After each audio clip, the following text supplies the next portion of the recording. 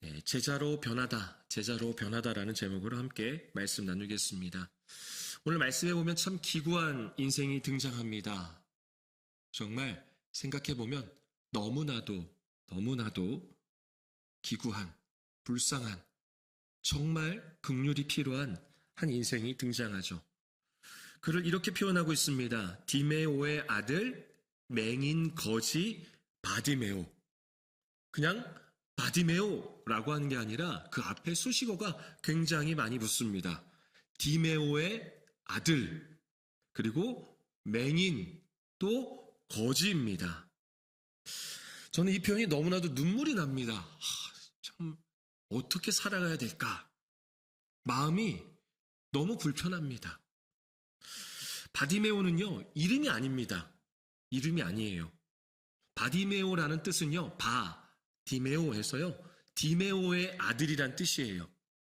그러니까 디메오의 아들, 그리고 사람들의 불러지기로는 바디메오, 다시 말해서 디메오의 아들이야 라고만 부르는 거예요.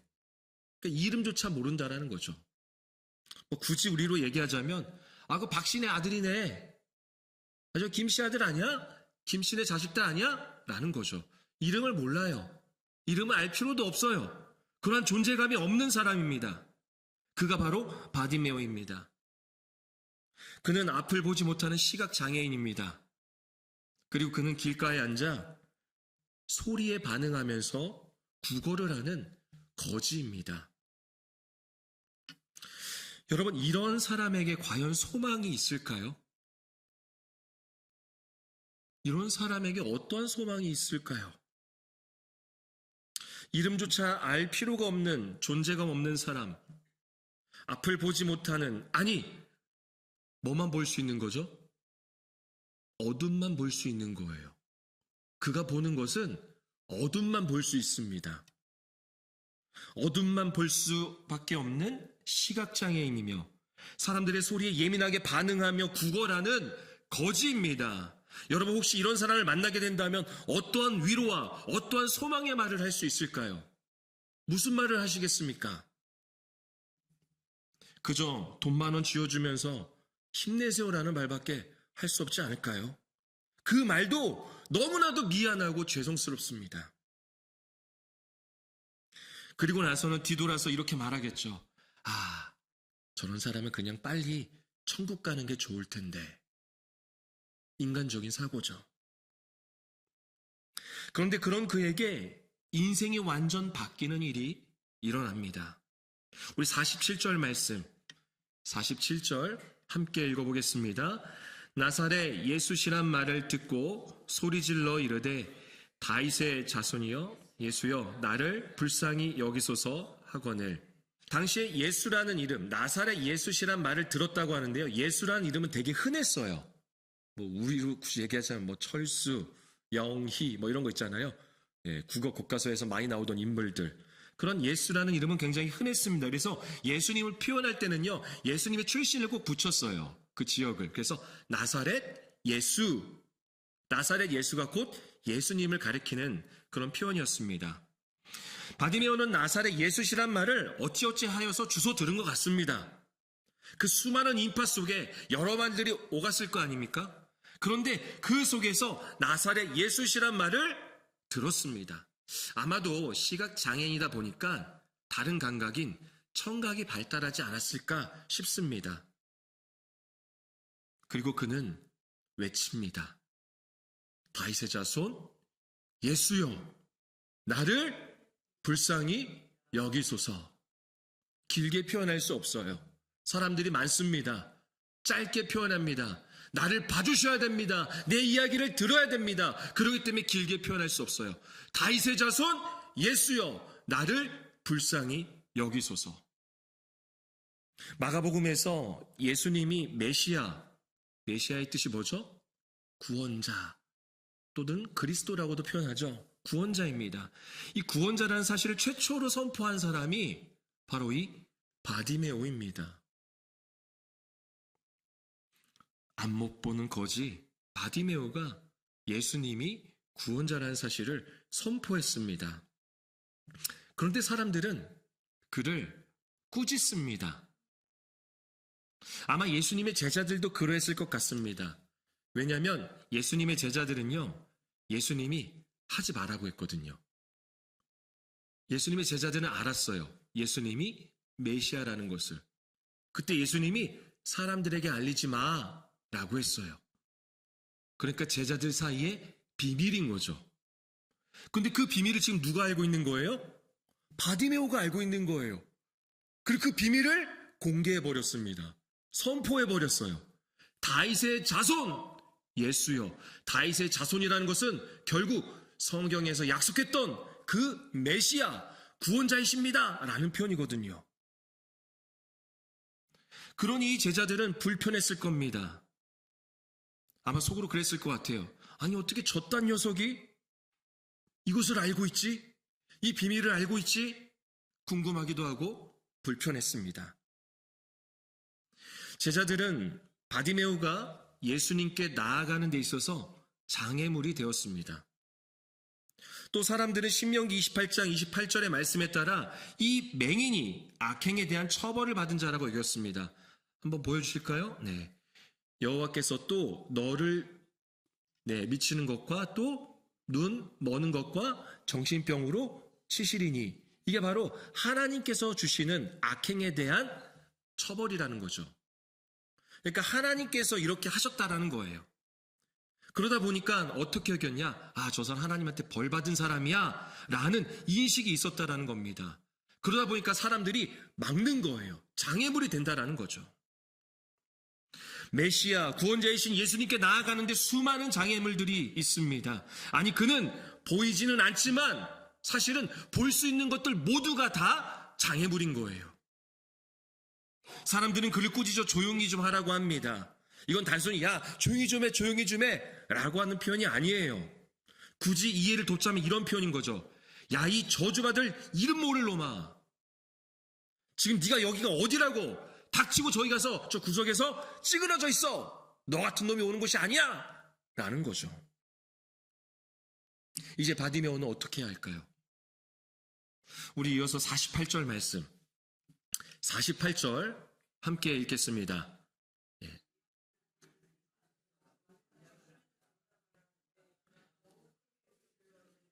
다윗의 자손이여 나를 불쌍히 여기소서 하는지라. 48절 있나요? 48절이 없으면은 그냥 공화면으로 보여주시면 좋겠습니다.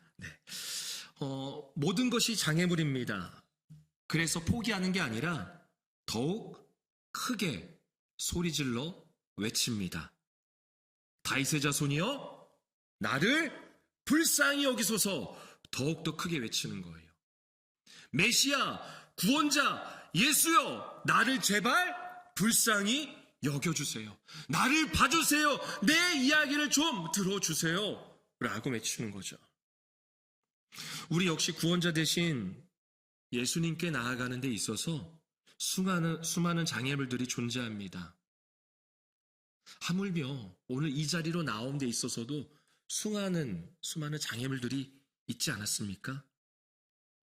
아, 오늘은 좀 피곤하니까 하루쯤은 빠져도 되겠지 라고 하는 자기 합리화가 있을 수 있습니다. 또는 아유 그냥 집에서 해, 뭘 굳이 불편하게 나가, 날도 추운데 라고 말하는 사람이 장애물이 되기도 합니다. 뿐만 아닙니다. 지금 이 자리에서도 마찬가지입니다. 말씀 들음에 있어 예수님께 나아가는데 수많은 장애물들이 존재합니다. 졸리기도 하고요. 또는 마음속에 있는 걱정과 근심, 오늘 해야 할 일들, 또 잡생각 등 여러 가지 것들이 있습니다. 여러분, 그런 장애물이 있다 할지라도 예수님을 만나야 합니다. 그래서 바디메오는 더욱 크게 소리질러 외치는 겁니다. 왜요? 오직 예수만이 유일한 구원자가 되기 때문입니다. 오직 예수만이 유일한 구원자. 오직 예수만이 내 안에, 오직 예수만이 우리의 가정의 문제의 근원을 해결해 주실 수 있기 때문입니다. 우리에게도 구원자 되신 예수님에 대한 간절함이 있기를 소망합니다. 바디메오가 보였던 그 간절함이 우리 안에 올해 2026년도에 충만하기를 소망합니다. 우리 이어서 50절과 51절입니다. 50절과 51절 두 절을 이어서 읽겠습니다. 맹인이 겉옷을 내버리고 뛰어 일어나 예수께 나아오거늘 예수께서 말씀하여 이르시되 내게 무엇을 하여 주기를 원하느냐 이르되 선생님 보기를 원하나이다. 바디메오는 맹인이고 거지입니다. 당시의 겉옷은요 필수품입니다. 없으면 안 되는 거예요. 특히나 이 거지에게 있어서는요 전 재산입니다. 겉옷이 없다라는 것은요 생명이 끝났다라는 것을 이야기해요. 옷이 없으면 살아갈 수가 없거든요. 그런데 자신의 겉옷을 내버리고 뛰어 일어나. 뛰어 일어나가 뭔지 아시겠습니까? 그 자리에서 점프를 뛰면서 날아갔다는 거예요. 한번 생각해 보세요. 맹인 거지가, 맹인이면서 앞도 못 보는 거지가 점프를 뛰어서 예수님께 나아가는 겁니다. 그 앞을 볼 수는 없지만, 앞은 볼 수는 없지만 빛 대신 예수님께 나아가는 거예요. 그러기에 나머지 어둠은 느껴지지 않습니다. 오직 빛을 향해 나아가는 겁니다. 예수님이 그에게 말씀하십니다. 무엇 하여 주기를 원하느냐? 무엇 해줄까? 사실 이 질문은 오늘 본문 조금 위로 가면은 예수님께서 예수님의 제자였던 야고보와 요한에게도 똑같은 질문을 하셨어요. 그래서 그들이 어떻게 말하는지 우리 37절 말씀, 다음 구절 보면 맨 마지막에 37절을 함께 읽어보겠습니다. 여짜오되 주의 영광 중에서 우리를 하나는 주의 우편에 하나는 좌편에 앉게 하여 주옵소서. 이건 뭐냐면 야고보와 요한이 이렇게 말하는 겁니다. 주님, 예수님, 선생님, 당신이 높은 자리에 올라가면 우리 한 자리 좀 주세요. 우리 형제들한테 한 자리 좀 주세요. 근데 일반적인 거 말고 당신의 오른팔, 왼팔이 되길 원합니다. 당신이 1인자가 된다면 우리 형제에게는 2인자의 자리를 주세요. 라는 겁니다. 여러분, 이거는 진짜 필요가 아닙니다. 진짜 필요가 아니에요. 진짜 필요는요, 이런 기준으로 볼 수 있습니다. 내가 이거 없으면 살 수가 없는 거예요. 이것이 그래서 꼭 필요합니다. 그게 바로 진짜 필요인 거죠. 2인자의 자리, 어떠한 명예, 그것은 꼭 필요한 게 아닙니다. 그거 없어도 살 수 있어요. 하지만 바디메오는 진짜 필요를 요청합니다. 바로 앞을 보는 거예요. 앞을 봐야지만이 살 수 있기 때문입니다. 보지 못한다면 살아있다 하더라도, 숨은 붙어있다 하더라도 그것은 산 게 아닙니다. 죽은 거예요. 바디메오는 보기를 원했습니다. 그래서 앞을 보기를 원한다라고 그렇게 주님께 말씀을 드리죠. 우리 마지막으로 52절 말씀, 52절 말씀 어떤 변화가 일어난지 함께 읽어보겠습니다. 예수께서 이르시되 가라 내 믿음이 너를 구원하였느니라 하시니 그가 곧 보게 되어 예수를 길에서 따르니라. 아멘. 예수님께서는 내 믿음이, 너의 믿음이 너를 구원하였느니라 라고 말씀하십니다. 그러자 곧 그가 어떻게 돼요? 보게 되었다라는 거예요. 어둠에서 빛으로 나아간 것입니다. 여러분, 그렇다면 한번 이런 생각을 해볼 수 있습니다. 아, 우리의 믿음이 그만큼 중요하구나. 우리의 믿음 안에 능력이 있을까요? 없을까요? 믿음의 능력이 있어요? 없어요? 있어요? 믿음의 능력이 있습니까? 내 믿음에? 우리의 믿음에는 치유의 능력이 없습니다. 능력은 오직 누구예요? 예수님께만 있는 거예요. 우리는 그 예수님을 믿는다라는 거죠. 근데 예수님이 그 믿음을 마치 칭찬해 주시는 겁니다. 치유의 능력은 오직 예수님께 있습니다. 구원의 능력은 오직 예수님께 있습니다. 그 고백하는 믿음을 주님은 칭찬해 주시는 거예요. 그래, 그 믿음 너무 고맙다. 너의 그 믿음 때문에 너는 구원받은 거야. 볼 수 있게 된 거야. 라고 칭찬해 주신다라는 거죠. 저는 치과에 가면 무섭습니다. 치과에 가면, 치과 다녀보신 적 있으시죠? 치과에 가면 무서워요. 물론 돈이 많이 나와서 무섭기도 하지만 내가 할 수 있는 건 딱 하나밖에 없더라고요. 뭐죠? 입을 크게 벌리는 겁니다. 나의 입을 중심으로 비추는 차가운 불빛과 그 기계에 돌아가는 소리들이 너무나도 무섭습니다. 또 전혀 친분이 없는 치과 의사와 주변에 치위생사가 서 있으면요, 마치 내 입만 주목하고 있는 게 굉장히 무섭게 느껴집니다. 치과 의사는 다른 말 하지 않습니다. 하세요 라고 하죠. 하다가 좀 아프면 입을 좀 다물잖아요. 그러면 크게 벌리세요 라고 합니다. 분명 나를 아프게 하는데 우리는 벌리고 있습니다. 나를 아프게 하는데 벌리고 있어요. 마치 나를 아프게 해주세요 라고 하는 것처럼 벌린다라는 거죠. 왜 를 벌릴까요? 왜 입을 그렇게 라고 크게 벌리는 겁니까? 치과 의사는 나를 치료할 능력이 있다는 것을 신뢰하기 때문입니다. 좀 아프더라도 분명 나의 치아를 치료할 능력이 있음을 믿기 때문이라는 거죠. 나에게는 치아를 치료할 능력이 없습니다. 하지만 의사는 나를 치료할 수 있다는 믿음이 있는 거예요. 예수님은 그러한 믿음을 칭찬해 주시는 겁니다. 여러분, 바디메오에게는 그가 스스로 어둠에는 다른 것을 볼 수가 없었습니다. 바디메오의 능력은 그것밖에 없었어요. 어둠만 보는 거예요. 그저 그는 그러한 믿음밖에 없었습니다. 근데 그 믿음 속에서 그는 고백합니다. 뭐죠? 유일한 구원자, 다윗의 자손 예수여, 나를 불쌍히 여기소서. 어떠한 장애물 앞에서도 그 믿음의 고백을 하는 것입니다.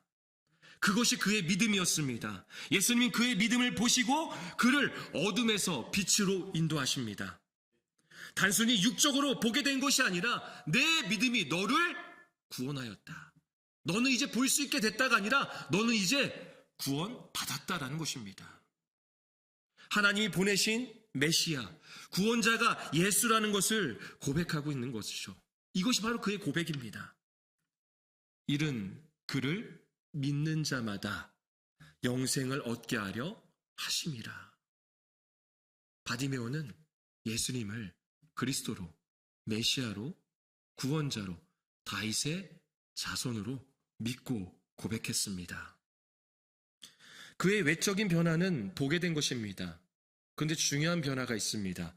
한번 화면 보여주실까요? 46절과 52절. 다음 장면입니다. 맨 마지막 거. 46절은 오늘 본문의 시작입니다. 바디메오의 등장이고요. 52절은 오늘 본문의 마지막입니다. 어떤 차이가 있죠? 바디메오가 시작에서는 길가에 앉아 있었습니다. 근데 52절 마지막에 보니까 그가 어떻게 변화돼요? 예수를 길에서 따르니라. 마가복음에서 길에서 따른다라는 의미는 제자가 됐다라는 것입니다. 제자가 됐다는 거예요. 예수님의 제자가 되기 위해서 그를 따라가야 됩니다. 함께 할 수 있어야 됩니다. 그런데 병자로서는 앞을 보지 못하고서는 할 수가 없어요. 무엇보다 예수님이 성전에 들어가실 때 함께 성전에 들어갈 수가 없어요. 부정한 자이기 때문이죠. 그를 주님은 치유해 주신 거예요. 그리고 제자가 되게 하셨습니다. 그는 그저 길가에 앉아 구걸하던 맹인이었고 거지였습니다. 캄캄한 어둠, 미래가 없는 소망이 없던 자였습니다. 그런 그가 빛으로 인도되었습니다. 구원을 받고 이제는 앉아있던 길에서 예수를 따르는 제자가 되었습니다. 여러분, 우리에게 필요한 것이 무엇일까요? 주님은 오늘 우리에게도 말씀하십니다. 내가 너에게 무엇 해주길 원하느냐? 혹시 그것이 진짜 필요입니까? 아니면 세상에 헛된 것입니까? 나의 생명과 나의 영혼과 관계된 것입니까? 아니면 세속적인 것입니까? 우리가 진짜 필요를 주님께 구하며 다윗의 자손 예수여, 예수 그리스도라는 고백을 할 때 주님은 우리에게 진짜 필요를 채워주십니다. 그리고 우리를 제자로서 변화시켜 주십니다. 그렇게 어둠만 볼 수밖에 없던 우리를 빛으로 인도하여 주십니다. 우리의 가정도, 우리의 교회도, 더 나아가 이 시대가 필요로 하는 것을 주님이 허락하여 주실 줄 믿습니다. 제자된 우리를 통하여서 그러한 구원이 더욱더 나타나게 될 줄로 믿습니다.